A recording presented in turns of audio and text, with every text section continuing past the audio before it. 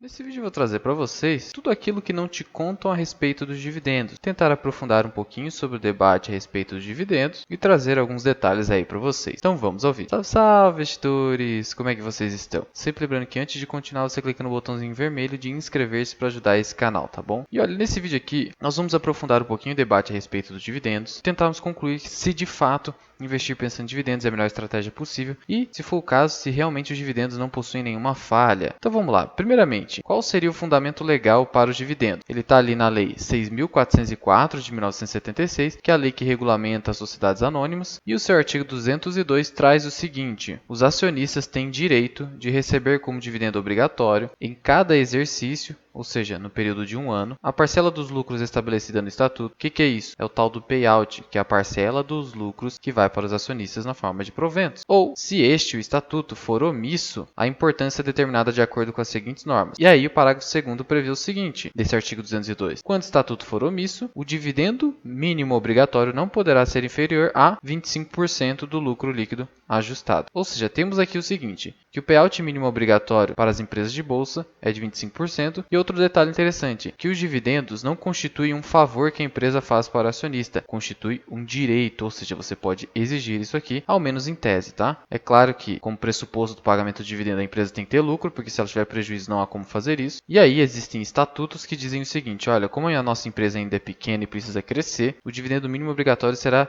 inferior a 25% do lucro líquido ajustado. Então por isso que eu digo que, em tese, você consegue exigir isso aqui, tá? De qualquer forma, é um direito. E aí, uma dúvida muito comum das pessoas é a respeito desses conceitos de DataCom e DataEx. Você extrai esses conceitos aqui do Manual de Procedimentos Operacionais de Negociação da B3, que diz o seguinte aqui, no seu item 1.3. A negociação de ativos sem o direito à distribuição de proventos, e aqui significa DataEx, ou seja, a data na qual, mesmo que você seja dono das ações, você não vai ter direito de receber aqueles proventos recentemente anunciados. Será iniciada no dia útil seguinte à data de corte, ou DataCom. Perceba que já está aqui nesse manual a regra de que primeiro dia útil subsequente já vai ocorrer ali a DataEx. Por isso que as empresas, quando vão anunciar ali seus fatos relevantes ou avisos dos acionistas, é um dia útil seguinte à DataEx. E aí, os respectivos instrumentos, as ações, serão divulgados com a indicação X por 8 pregões. Você já sabia disso aqui? Se sim, deixa aqui nos comentários. E aí, nessa DataEx, ocorre um conceito interessante, que é o conceito de ajuste.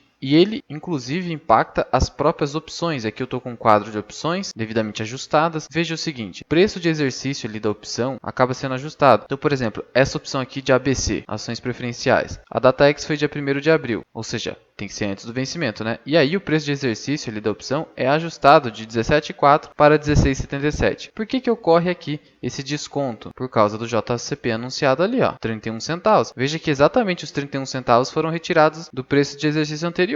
Continha muito simples, tá vendo? E por que exatamente isso ocorre? Muita gente tem dúvida a respeito disso. E aí eu vou tentar te demonstrar com o seguinte exemplo. Suponhamos que tenha a seguinte empresa negociada em bolsa, a Mirai Investing, com o código Mirai3, e que ela detém uma cotação ali de R$100, com o número de ações ali de 1.000 açõezinhas ali negociadas na bolsa. Logo, o seu valor de mercado é de R$100.000. Por quê? Porque o valor de mercado nada mais é do que a multiplicação do valor da ação, do preço dela, com o número de ações. 100 vezes 1.000, R$100.000 é o valor de mercado. E também vamos supor que ela detém um payout de 100%, ou seja, todo o lucro que ela apresenta, ela distribui. E aí vamos supor que ela seja uma empresa que tem uma receita líquida, ou seja, que ela faça R$20.000 em vendas ou que ela receba R$20.000. E aqui eu já diferencio para vocês um conceito entre receita líquida e lucro líquido. Receita líquida constitui todas as entradas ali na empresa, de uma forma bem grosseira, trazendo aqui para vocês. O lucro constitui a receita líquida depois de todas as deduções, pagamento de impostos, amortização, depreciação, pagamento de juros, ou seja, o lucro líquido é o que sobra efetivamente. Seria de R$10.000. Então aqui eu já te trago um conceito muito claro. Esse payout de 100% não incide sobre receita, ele incide sobre o lucro líquido. Então a distribuição total é de R$10.000. E aí vamos supor que a Mirai 3 então anuncia ali o pagamento desses R$10.000 que ela paga anualmente. Só que na data que ela anuncia, ela já estava com esses R$10.000 ali em caixa, você não concorda? Não é porque eu anunciei o dividendo que o dinheiro surgiu do nada. O dinheiro já estava ali no caixa da empresa. Esses R$10.000 já estavam ali. Logo, eles integram o valor de mercado. Afinal, pare e pense comigo. Se eu for vender a Mirai 3 nesse momento para qualquer um de vocês, por exemplo, aí você fala assim, tô disposto a pagar 100 mil reais. Vai lá e paga 100 mil reais. Só que aí, no mesmo dia, o que eu faço? Eu retiro todo esse lucro líquido aqui de 100 mil reais da empresa. Aí na hora do fechamento do negócio, eu pego e falo assim para você, me dá aí os 100 mil reais. E você vai falar, não, peraí, cadê o caixa? Cadê o lucro líquido ali que estava dentro do caixa de 10 mil reais? Eu tirei.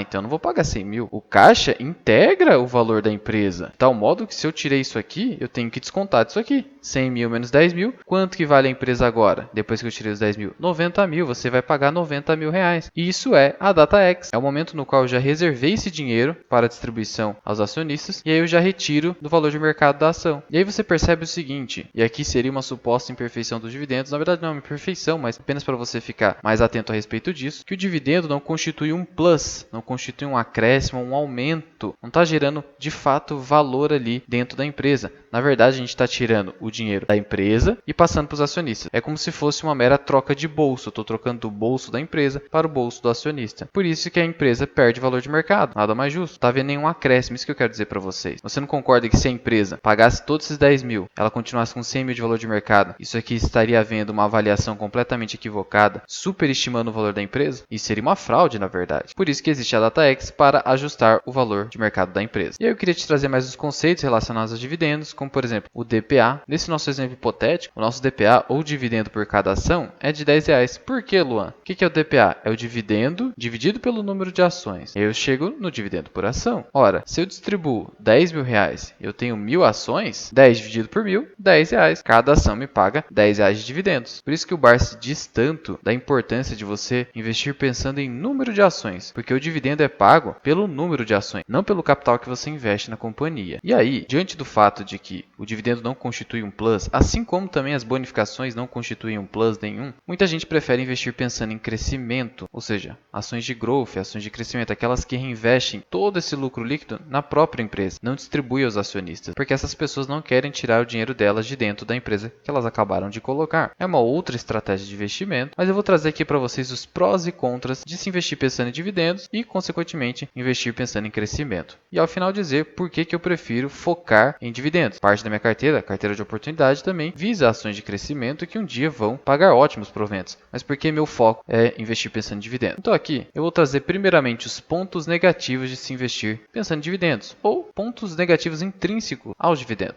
Eles não representam nenhum ganho real, mas simples troca de bolso. É o que eu falei para vocês. Eu estou tirando parte do caixa da empresa e mandando para os acionistas. Não está havendo nenhum ganho real ali. Eu só estou fazendo uma mera distribuição. B. Os dividendos podem destruir o patrimônio de uma empresa, ser distribuídos com irresponsabilidade. É o que aconteceu com a Oi, por exemplo. Se você forçar a distribuição de dividendo além do que uma empresa suporta, você pode um dia destruir com a própria empresa, fazer ela entrar em recuperação judicial ou até falir. Então você imagina só, você acha que é sustentável uma empresa ter um payout de 100% igual a nossa empresa ali Mirai 3? Não tem como. Vai chegar um momento que, vamos supor, os equipamentos de informática que eu utilizo para fazer os meus vídeos vão se depreciar cada vez mais. Um equipamento vai acabar quebrando, eu preciso de dinheiro para arrumar esses equipamentos ou alguma emergência. E aí, cadê a reserva de lucros? Cadê o meu caixa para que eu utilize para esse tipo de situação imprevista? Não tem, porque eu já distribuí tudo. E aí a empresa vai se deteriorando, aí ela tem que se endividar e etc. Então, por isso, tomar cuidado com os dividendos. Mas isso aqui é uma mensagem mais para a empresa do que para o acionista, né? C. Eles demandam reinvestimento pelo investidor. Como eu disse para vocês, a partir do momento que eu distribuo o dividendo, eu retiro o dinheiro da empresa e mando para o acionista. Se o acionista não pegar esse dinheiro e devolver para a empresa, por exemplo, ou reaplicar em outras ações, o que vai acontecer? Ele vai queimar aquele caixa, aquele dinheiro, e simplesmente seu patrimônio também começará a se deteriorar. Ora, se eu coloquei R$1.000 na empresa, ela vai lá e me devolve os R$1.000, que tipo de acréscimo patrimonial eu tive? Nenhum. E aí o tempo, bem como a inflação, vai destruindo ali o seu patrimônio, que está ali aplicado em ações. Por isso que você precisa reaplicar os dividendos. No mínimo ali, recomendável, 40% do valor que você recebe de dividendos, reaplicar ali na própria empresa ou em outra empresa que esteja cotada a melhores preços. E um último ponto que se poderia dizer como negativo é que os dividendos retiram o dinheiro de experts para as mãos de pessoas, em tese, teoricamente comuns. Por quê? Porque quando o dinheiro está ali dentro da empresa, presume-se que ele será melhor alocado por terem ali experts à frente da empresa, diretores, conselheiros de administração, mas principalmente diretores, tá? Porque tem muitos conselhos de administração que tem puro cunho político ali. Cito como exemplo a Anitta no conselho de administração da Nubank. bem, tá? Então você não concorda que os diretores são mais capazes de alocarem o capital, o caixa que uma empresa gera, do que você, investidor comum aí, que está no seu dia a dia e não tem que ficar se preocupando com as decisões que uma empresa toma? Ou no mínimo você não é aquele que vai emitir a decisão? Esse é o argumento principal que aquelas pessoas que investem apenas em ações de crescimento dizem: olha, eu não vou tirar o dinheiro da empresa que tem muito mais capacidade de reinvestir aquele dinheiro e obter uma rentabilidade muito superior que a minha, né? Esse é o principal argumento. É claro, por que eu disse pessoas teoricamente comuns? Porque existem muitos investidores que muitas vezes são muito mais capazes que os diretores de uma companhia, tá? Mas isso é exceção, temos que concordar que é exceção. Afinal, se assim não fosse, ele estaria ali como diretor daquela empresa ou no seu conselho de administração, etc, tá? E aí agora vamos então ver os pontos positivos dos dividendos, né? Para você não pensar que eu estou dando hate em dividendos. Os pontos positivos são os seguintes: os dividendos representam uma proteção ao pequeno investidor contra abusos de controladores ou mesmo conselheiros. Isso aqui é muito importante e muito pouca gente fala sobre isso aqui. Por quê? A gente até concorda que dentro da empresa existem experts, controladores, diretores, que vão possivelmente reaplicar aquele capital melhor do que eu, pequeno investidor, investidor sardinha. No entanto, você não concorda que toda vez que a empresa devolve os lucros que ela obteve ali para os seus investidores, ela está ali demonstrando o seguinte: olha, a gente respeita nossos investidores, a gente não está querendo lesar esses investidores. Lembra que os dividendos são um direito? Então a empresa tem que honrar com esse direito e distribuir parte dos seus lucros para os acionistas. Do contrário, os controladores ali, se estiverem de má fé, eles podem pegar todos esses lucros e fazerem um monte de cagada e não remunerarem minimamente o acionista, fazendo com que o risco de se investir numa empresa dessa seja muito elevado. Na prática, distribuir dividendo constitui um respeito ao pequeno acionista. Não vai ficar ali à mercê de confiar 100% na boa fé e na capacidade daqueles que estão à frente da empresa. Sempre lembrando também que para o grande investidor, aquele que tem uma participação acionária muito grande na empresa, muitas vezes é melhor para ele não receber dividendo, porque a participação acionária dele é tão gigantesca, se ele precisar de dinheiro, ele vende um pouco das ações dele ali, não precisa de dividendo. Por exemplo, Elon Musk,